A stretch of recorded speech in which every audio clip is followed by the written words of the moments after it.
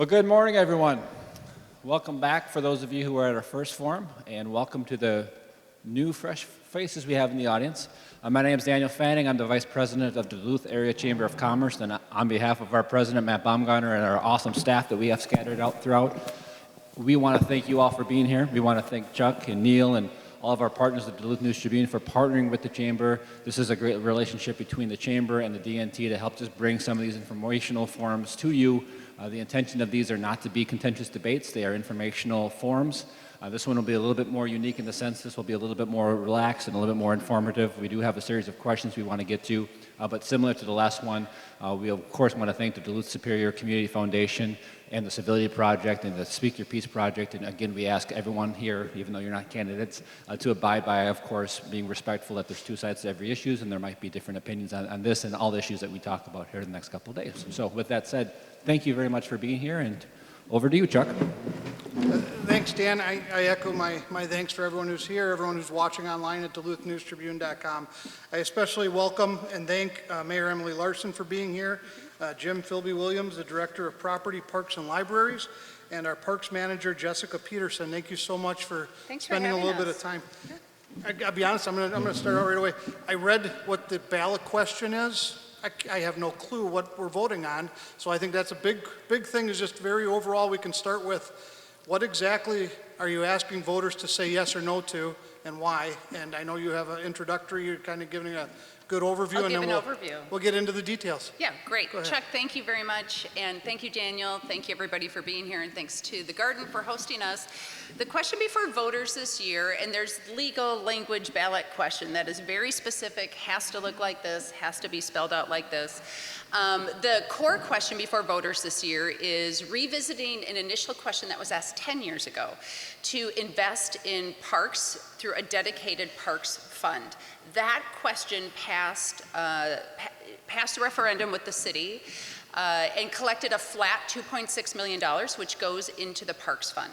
The question we're asking voters now is, do you want to actually bring that 2012 value up into 2022 times? Meaning, increase the contribution to the Parks Fund in a measure that is equal to what you were paying in 2020 or 2012, but because it's flat, did not increase. The ballot question says that you are currently paying about 0.02% of a levy to parks. We're asking people to consider 0.04% of a levy to go to parks, and here's why. We have just completed a parks master planning process that Jess and Jim can both speak really well to. It included 1,200 people across the community. It was a year of conversation and planning. 91% of people who participated in that want parks fixed. They want to see greater maintenance. They want to see greater levels of financial investment. At the same time, we noted that 91% of our parks were in poor or fair condition. And we know as residents and investors and business owners and people who just love to live, work, and play in the city of Duluth that our parks are a huge asset, a huge part of our identity, and one of the few places that are just absolutely open to everybody and good for all people. So the ballot question asks whether you want to restore funding, and doing that would increase $1.6 million to the Parks Fund. That would, as a regular taxpayer, it comes out to be about $36 a month, $36 a year, very different number. It is $36 a year more to parks. So for the cost of less than a cup of coffee, or way less than a lunch these days, you would be investing in parks maintenance, you would be investing in parks facilities, you would be investing in parks playgrounds. During the same time period when the first referendum was asked in 2012, and now, we have seen that parks facilities, meaning our playgrounds, cost 122% more now than they did 10 years ago.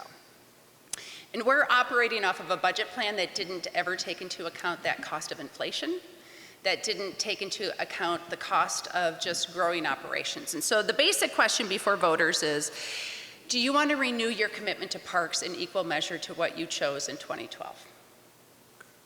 I have a lot more I can say, Chuck, but that's just kind of generally answering the question. Please do it, and I apologize if maybe I'm more dense than the general public, but you're going from a flat Yep. dollar figure to a percentage. So it would grow. So for instance, right now it's $2.6 million. That will, whether it is 2022 or 2050, that will remain $2.6 million. Okay. What that means is when new housing units come online, when new projects come online, they are not paying incrementally more. We're not collecting more as our tax base grows. We're not right now. It's locked in, it's flat. It's not accounting for growth, it's not accounting for inflation. As the tax base grows, which is what we're all seeking to do, our parks will not benefit through the Parks Fund. Okay. And so this would make it also, grow with the cost of inflation. Am I paying less now than I was in You are. 2012? You are. And this change would jump it back to what I used to be paying? Yes, Jim, I'm going to cue you up here, but essentially in 2012, you were paying about $93 a year to parks. Because the value of, your home, your assets, the other things went up, but the contribution to parks did not, your contribution right now is actually about $54 a year. That's it. So you used to be paying about $94 a year, you're now paying about $54 a year for parks. Jim? Yes, that is correct, Mayor.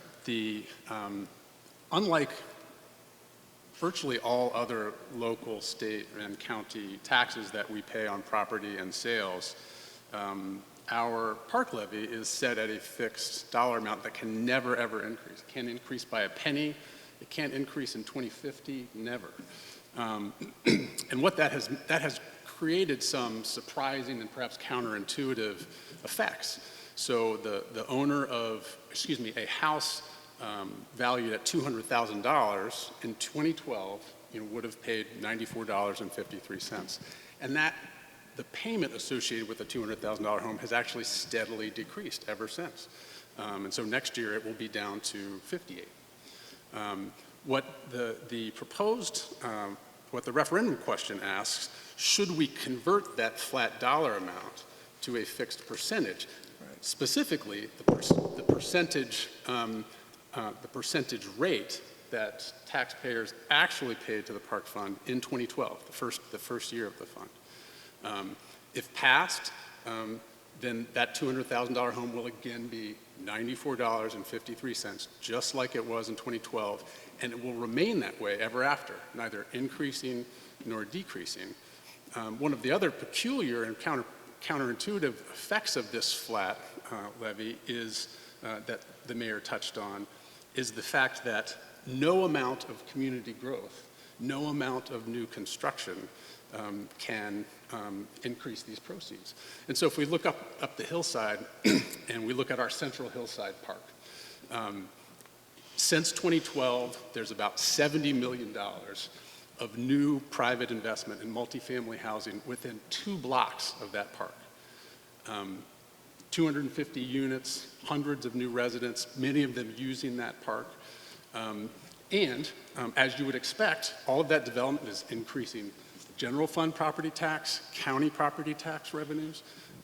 It's even increasing city and state sales tax revenues. It's adding $0 to the park fund. And you can spread that across the entire city. If you think about, if you sum across Cirrus and Aldi and Bluestone, we're talking about hundreds of millions of new asset value since 2012, millions of dollars of additional tax revenues to other local and state taxes, 0 additional dollars to the park fund. It's not sustainable.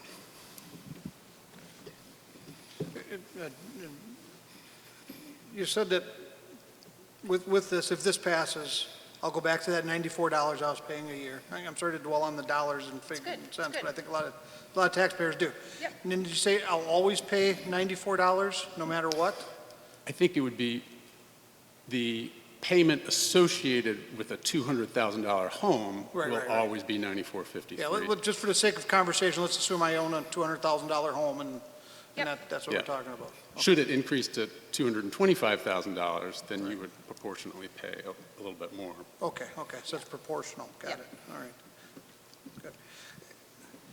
What will the public process look like to decide how the parks levy money is spent every year, and what has the public process looked like until now? I I would love for Yeah, you please, to take please, that sorry. one, Jess. Thank you for that question. For the past year and a half, the Parks and Recreation Division has been leading a public process to develop our next 10-year master plan. That plan concluded its passage through the Parks and Recreation Commission just in September here. It is on the council agenda for next week. That public planning process included focus groups, community workshops, surveys, mailed and online, as well as a continuous feedback loop with our community. Collectively, the plan, titled Essential Spaces, Parks, Recreation, Open Space, and Trails Plan, gives us that framework for the next 10 to 15 years. It's rooted in the comp plan, Imagine Duluth 2035. It takes guidance from our comp plan, as well as some of the previous planning efforts in our Parks Division that have had robust community engagement. And so that plan calls out a number of strategies, goals, and action steps. The ability to implement that plan will be directly proportionate to the number of resources and the amount of resources we have available to us. Can you talk a little bit about maybe what the plan involves, what projects would get done, what the priorities are? Sure, I'd be happy to do that. Chapter 4 of the Essential Spaces Plan is broken out into geographic locations of our city. It includes a system-wide set of action steps, an east, central, and west set of action steps. We have felt since the beginning of this planning effort and have been seeing it reinforced time and again, including through council resolution, that equitable distribution of our resources is a critical component of our processes in parks. And so what you'll see in the action steps are things that call upon us to reassess all of our community athletic facilities. We do need to renew these athletic facilities for our locals and for those who come here for games, tournaments, and sporting events. We will assess our entire playground system, make sure that we have good quality playgrounds, that they're in the right places, and that they're maintained to a quality level that is safe and enjoyable for our public. And then we'll look at some specific things in each geography that are specific to certain neighborhoods or parts of town that need some attention, and we'll look forward to some of those mini planning efforts continuing to engage with the community. And if I can just add, the City Council, when they were considering putting this ballot on, or this ballot question to the voters, added two really important things that the public should know. One is that this would sunset in 25 years, and two, this requires geographic equity and investment. So I think both of those really clearly speak to balancing how people want to see this investment happen across the city and how people want us to be mindful about when we're asking for a new tax or an expanded tax or a renewal of a tax. How are we thinking forward, and how are we also going to be kind of challenging ourselves to leverage all the other assets and investment possibilities that are there? And why is it sunsetting in 25 years? That was the decision of council. What will happen is the $2.6 million will continue to the Parks Fund regardless of whether this fall's question passes. 2.6 million would remain flat if the referendum question does not pass. The council chose to sunset within 25 years for two reasons, I believe. One is that that kind of aligns with the special taxation question we asked a few years ago about streets, which is to say we have a very specific plan that can get us this far in this number of years. We're asking for your trust and confidence to give us space to do that. So it really matches to the streets.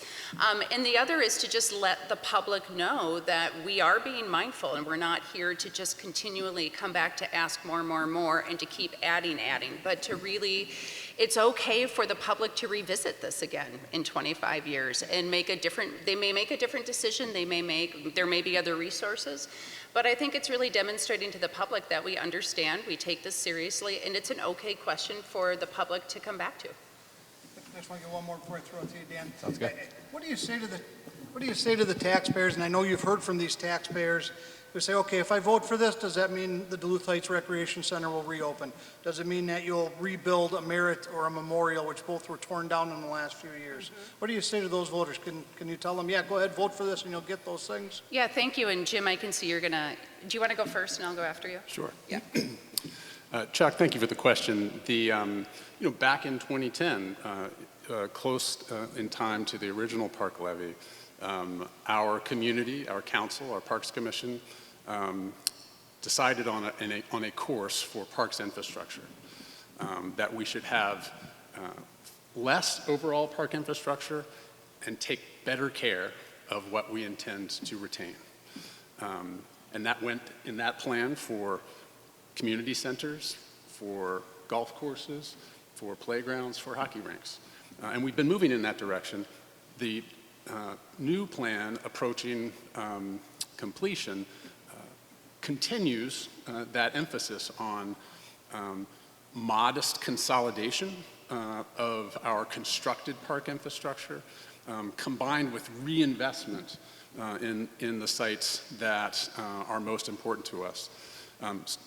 Duluth Heights is in an area that is otherwise underserved by parks. It has been identified as a hub, both a priority community center, both in 2011 and now again in this plan, and it would be prioritized for reinvestment. Merritt, for example, was identified in the 2011 plan as a low priority facility that was in poor condition, that was underutilized. And so what we did there, with the help of the half and half tax, is we reinvested. We did demolish the building, but we simultaneously reinvested about $300,000 to put in new playground, new sport court, to fix the drainage, to fix the sidewalks. And so some assets will go away, but with these additional dollars, they will go away in the context of reinvestment. You touched on this already a little bit, but just to dive a little deeper. So before we look too much into the future, what this could mean, let's look at the past. You're speaking our language when you're talking about development and growth, and we want to see more and more of that, right? So if you're the average chamber member right now, or you're the average Joe citizen, how can you explain, or what highlights would you show over the last decade, how this money has been used? What are you most proud of? And then going forward, of course, I know you touched on some of this already, but again, knowing that budgets are tight, inflation, all those things too, you're a business owner, you're struggling, how is this going to help the general community as a whole? Thank you for the question, Daniel. You know, the city has been very proactive and energetic in pursuing outside funding and maximizing our interagency and nonprofit partnerships to make the city's investment our taxpayers' investment go as far as possible. We've done that with great success. $10 million has been invested from the Park Fund in capital improvements in the last 11 years. We've used that along with some tourism tax to leverage $70 million in donations, in-kind services, and new assets to our parks. One of the problems with relying so heavily on grants and to some extent tourism tax is that many of the neighborhood parks that we all care so much about are generally ineligible for those funds. And so one of our hopes is that with the restoration of the value of the park fund that this referendum proposes, that we will have enough funds to do with our neighborhood parks what we've already done with many of our destination parks, to bring them up to speed. I think in terms of the business community's interest in this, there is no community in the upper Midwest where economic development has been advanced more powerfully by public park amenities. We need only look out the window to the Bay Walk on one side, the Lake Walk on the other, the resultant revitalization of this entire area to see how transformative high-quality parks have been in Duluth's ongoing economic renaissance. But we can't starve the goose that laid the golden egg. We have to continue investing. And I think if you were to, I think starving the goose that laid the golden egg is apt. Because if you were to put to any business, any local government agency, any nonprofit, we would like for you to cover all of your 2023 expenses with the income you had in 2012. And in fact, we'd like you to be prepared in 2050 to cover all of your 2050 expenses with the revenue you had in 2012. It's a slow motion starvation of those assets that our economy depends so heavily upon. I do want to offer, Daniel, we have 3 informational meetings coming up, October 11th, October 19th, and October 28th. 3 different locations: October 11th, 5 p.m. at Morgan Park Community Club, October 19th at 12:30 in the afternoon at Harrison, October 28th at 8:30 in the morning at Portman. So we're working to get out at different times for people when they're comfortable to talk through more individual questions they have, whether it's about the specific site and the information that they want. Part of that PowerPoint has a lot of the things that we've accomplished in the last 10 years. And so we can also come back to that question and get a little more specific. I do want to say that if this passes, some of the things that we're thinking about just for the next year includes revamping and replacing some playgrounds, increasing garbage collection, mowing, custodial service, restroom access, developing plans for major reinvestment in competitive athletic venues, which we hear often. And as a former lacrosse mom, I can agree. Doing some of the really simple but important things like repairing the fence lines and increasing the safety and accountability there, enhancing spaces at Brighton Beach and Lincoln Park, so that we really are operating from something that's really very specific. And I think what we've done is really called out for each neighborhood. You know, part of our job is to really deeply know neighborhoods and to really call out projects of individual importance to neighborhoods. One of the other resolutions that the council passed when they did choose to put this referendum forward was a very specific attention paid to Memorial Park, and knowing that that's of particular interest to that neighborhood, and that there is a growing vision for the Spirit Valley Center for Health and Community there. So just wanted to round that out a little bit. Are there any safeguards in place to make sure that the money in the Parks Fund can't be pilfered off for other uses? Mm-hmm. Yeah, they're legally and legislative identified as only can be used for parks. So again, this is something that's very similar to the streets. I can't go in and use streets for anything else. I can't go in and everything we do is public anyway. I mean, that is what I love about local government, is that, and people here pay attention, so they are watching every resolution that comes forward, and there's really good accountability with our public, and I appreciate that. So yes, this is restricted legislatively. It's restricted in terms of what we can do with it. And so yes, those safeguards are actually already in place. Not to be doomsday, but it's a fair question. What happens if this doesn't pass? How do parks funds get initiated? How do they get funded going forward if this doesn't pass? Okay, I just want to say, first of all, yes, thank you for the question. Thanks for saying it that way, and it's not doomsday. And you know, the goal of our presence here today and the goal of the 3 meetings coming up isn't to tell you how to vote. It's to give you the information so you feel good about how you choose to vote. And I know how I'm going to vote, but it is also to say and to be realistic without kind of that doomsday. We do, one of the things that I get to do as mayor is look at how we're taking care of our facilities, which were underfunded and undercapitalized, and this is one of the ways that we get to that.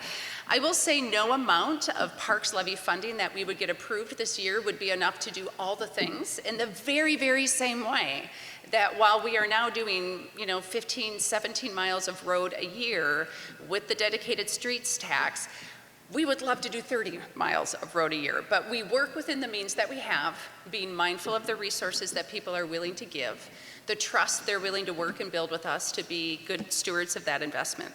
So to be really forthright, I think that some of the things that happen if this does not pass, costs will continue to rise, so we will continue to have the ability to do less. And I wouldn't even say less with, or do more with less, I would just say we will have to do less.